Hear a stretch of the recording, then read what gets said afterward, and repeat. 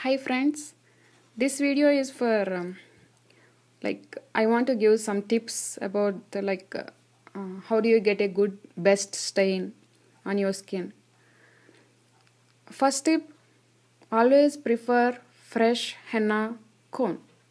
That is how you guarantee about the stain. If you have any store bought or any long stored henna cones, you are not at all guarantee about the stain. The store bought ones, I never go for the store bought because they will be sitting long time and you are not sure when they prepared and what the henna cone has in it, the ingredients I mean to say.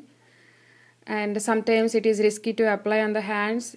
If you are getting any henna cones from India, especially these days, yeah, the people are adding dye in it.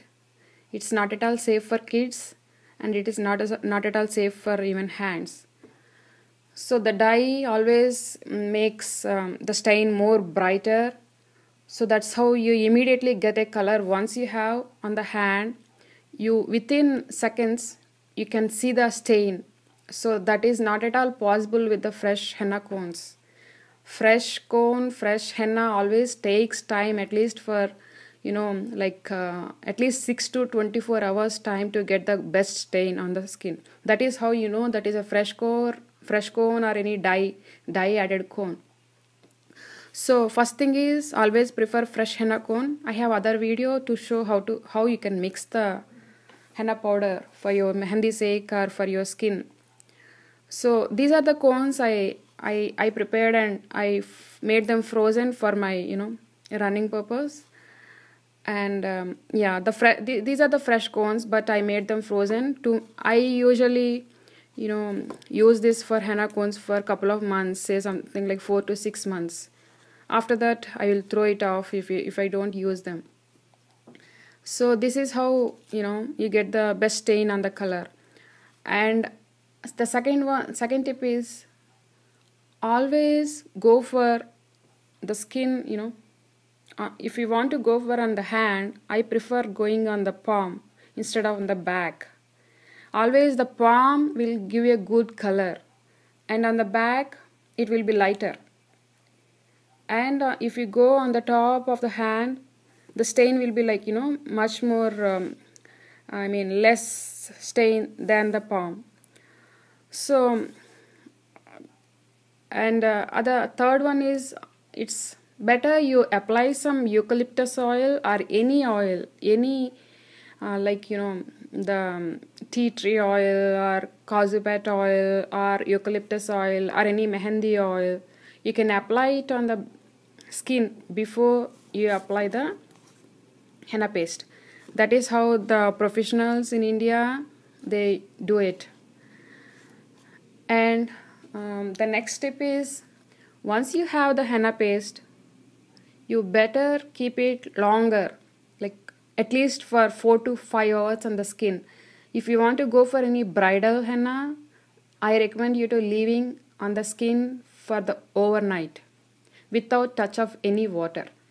And once you have the henna on the skin, you have to make sure it is getting enough heat, not any cold. Cool air, or it has to be wrapped up well to get the maximum heat to get the henna stain better. So I recommend you to having any not the plastic though, maybe a paper tissue or something wrapped up on the hand. Like once you have henna, you better wrap it up on the design with a tissue paper or any hand tissue paper and anything. So that's how you get enough heat, and the henna design will be covered. And next tip is, once you have henna paste on the on the body, wherever it is, once it is getting dried completely, it's almost the time it's getting dried completely, it's about to crackle the pattern. So you better apply lemon and sugar concentration on the design. You have to tap it with some cotton. You have to mix the sugar and the lemon, and you have to dip in the mixture. Then you tap it on the design. I recommend you to do that tapping thing at least for a couple of times, like at least 4 to 5 times on the design, so that the henna paste will be like, it's getting enough moisture not to crackle, and it's getting more deeper stain on the body. So that is the best trick I use, and it gives like a good stain also. I can feel the difference, I can see the difference if we don't apply that lemon and sugar, and if we have applied that lemon and sugar on the design, I do see the stain difference. That is what my experience. And next tip is, once you leave it longer on the skin, I don't recommend you to wash with the water. I always go with some Johnson baby oil. I want to wash the henna out of my hands, so I just apply that Johnson baby oil on the hand so that it will melt that henna, the dried henna.